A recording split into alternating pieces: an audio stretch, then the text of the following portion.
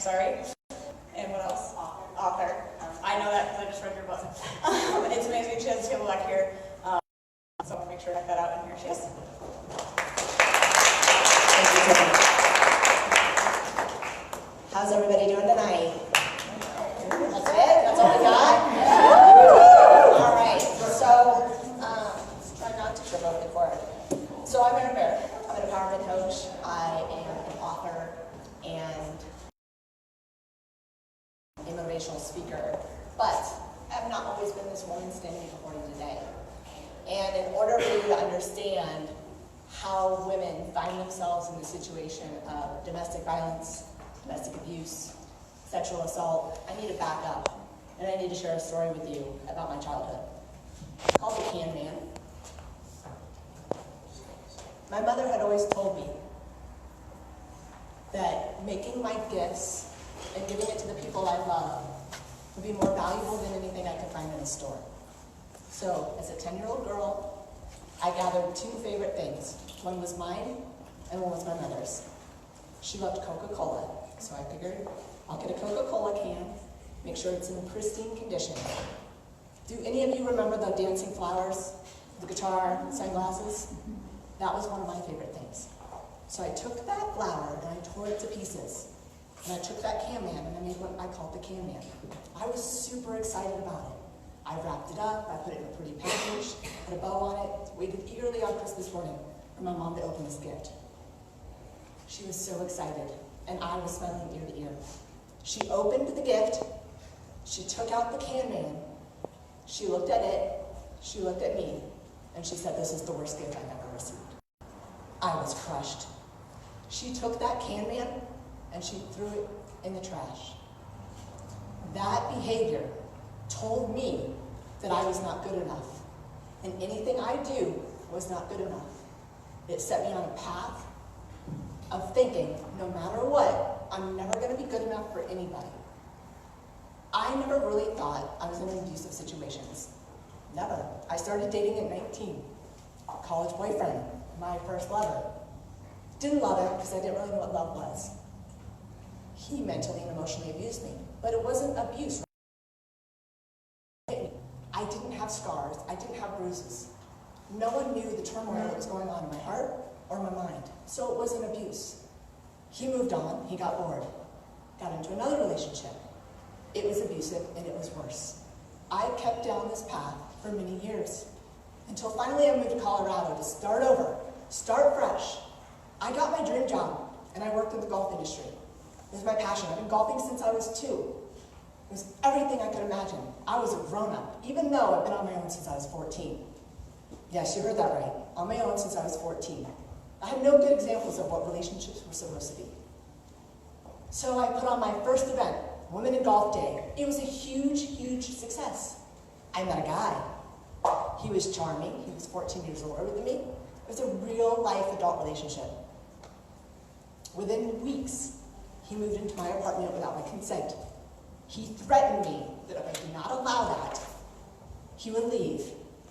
And I should be so thankful, because I'm not good enough for anybody's love, so I should feel thankful that he loves me. And I let him stay.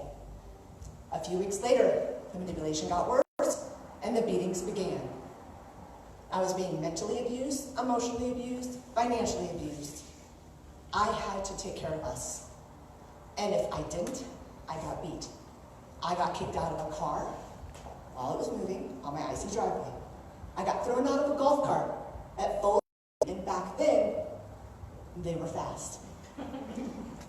I also got hit behind the doors. And eventually, we got kicked out of our apartment. I was hoping he wouldn't follow me, and he did. But before we moved, I got raped, viciously raped from behind, with my face pinned into the bed and my wrists were in his arms and hands.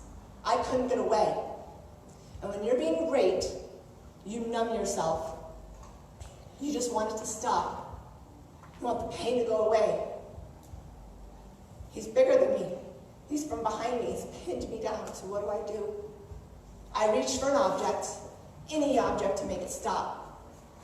And the object I reached for, I didn't know until after the fact. It was a magazine of bullets, which means what? There was a gun somewhere in my residence. So I threw the magazine over my head, hit him, and the rape stopped. But it wasn't over.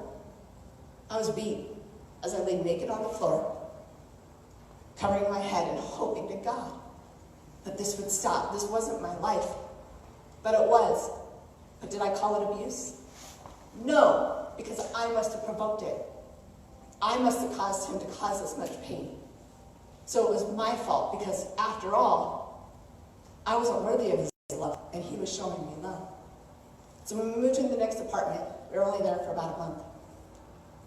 But before that, I lost my job. I was brought into the conference room. My employer sat me down, and my boss said, "We know you're being abused. You can deny it. We're not going to believe you. We're letting you go." Helping me, they abandoned me. I was already isolated from friends, family. I had nobody. And here I was in January of 2009, isolated, alone, and being physically abused. Every morning after the abuse, he'd be like, "I'm sorry. You just pissed me off. I didn't mean to. I love you." And every single time it happened, I was approached with red roses and "I forgive you," because it was my fault. He turned it on me and said I was the one to blame.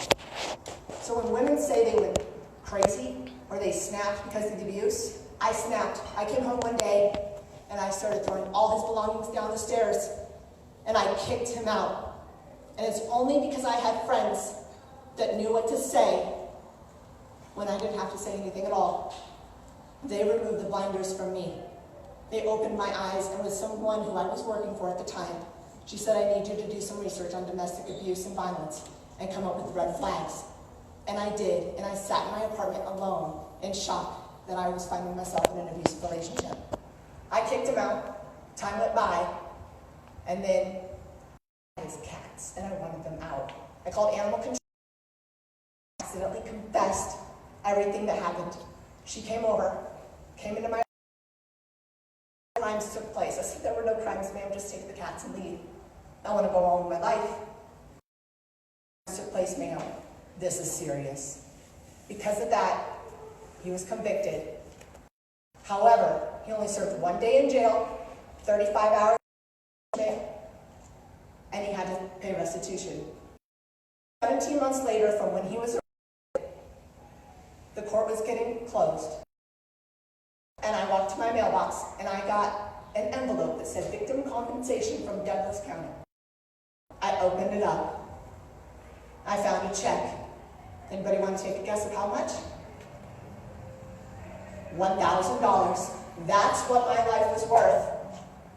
To Douglas County saying, "We're abuse. We're sorry that you were sexually assaulted. Sorry." It's worth. I realized that day that no amount of money would ever be enough for what I endured and what any other victim or survivor has endured. Because you can't get over the scars and the pain that we will hold on forever in our hearts. So when someone says, "I'm being abused," or you see signs, believe them, trust them, because it's a scary road. I now stand before you as an empowered woman. This happened 11 years ago. And I made it my mission that day I received the $1,000 check that I would show everybody that you can survive. Your circumstances do not define you. You're a badass, and all you have to do is get back up. You can be your own hero. As Tiffany said, I wrote my book. I finally wrote my book. I didn't do it for glory. I did it for all of those other women that feel beaten down by life, that don't have a voice, and they're too scared. I want them to borrow my voice. I want them to come together and say enough is enough. And you're not good enough. Nobody's good enough in this room. We are all enough, period. And I have made it my life's mission to bring awareness by starting the conversation, bringing awareness, raising it, giving back, and implementing change. Thank you so much.